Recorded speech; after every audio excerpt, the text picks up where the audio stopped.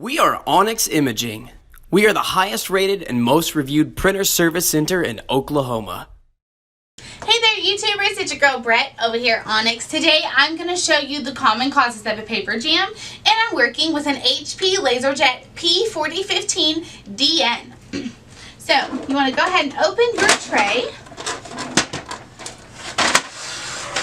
So with this printer you have these little blue adjustments.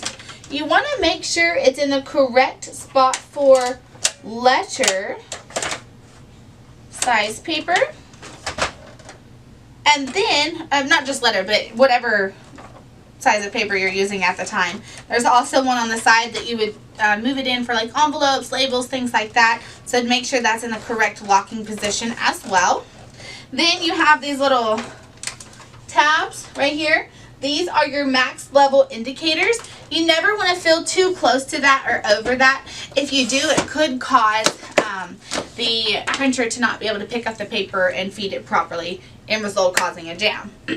Another good helpful tip is if you are low on paper and you need to add some, what we recommend not to just go in and add it, because what it does is it's not always even, and so with that being said, it could cause a jam. So what you want to do is you want to take your old paper and mix it with your new paper, and then I like to fan it out because we do live in Oklahoma, so there's a lot of condensation and humidity in the air, so fan that out so the pages don't stick together. And then last but not least, you want to go ahead and align the pages all at the same time, and then stick them in the tray at one time.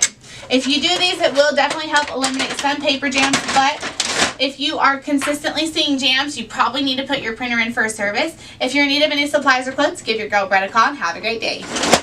Thank you for watching.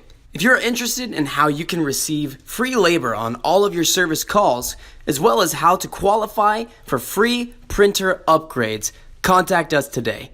We are here for all of your printer and office supply needs.